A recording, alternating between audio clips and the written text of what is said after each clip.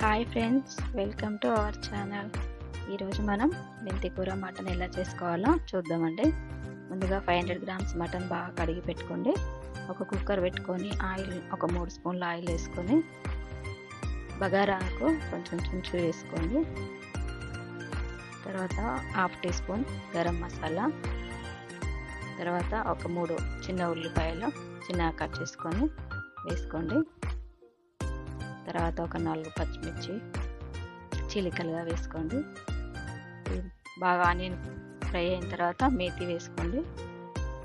బాగా ఫ్రై చేస్తారు. ఒక 5 మినిట్స్ కలుపుకొని అల్లం వెల్లుల్లి పేస్ట్ ఒక స్పూన్ వేసుకొని కలుపుకొని కాస్త ఒక హాఫ్ టీ స్పూన్ పసుపు వేసుకోండి.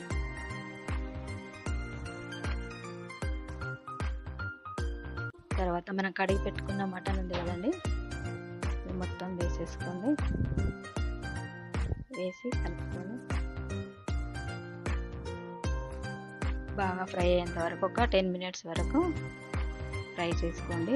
ముక్క ఆయిల్ మంచిగా పట్టాలండి. మంచిగా ఫ్రై అయిన తర్వాత ఇప్పుడు చూడండి కొంచెం ఆయిల్ బయటకు వస్తుంది. ఇప్పుడు కారం 2 స్పూన్లు, ఉప్పు 1 స్పూను వేసుకొని కలుపుకొని ఒక 5 మినిట్స్ మళ్ళీ ఆ ఉప్పు కారం ముక్కకి బాగా పట్టే వరకు ఒక 5-10 మినిట్స్ అలా ఫ్రై చేసుకోండి. తర్వాత గరం మసాలా ఒక హాఫ్ టీ స్పూన్, ధనియా పౌడర్ 1 స్పూన్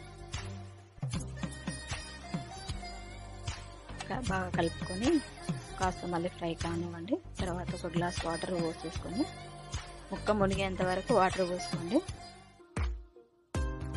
కుక్కర్ మూత పెట్టేసుకొని ఒక 5 విజిల్లు వచ్చేసరికి అది ఉడకనివ్వండి. తర్వాత ఓపెన్ చేసి చూస్తే ఇలా కర్రీ సూప్గా ఇలా ఉండాలండి.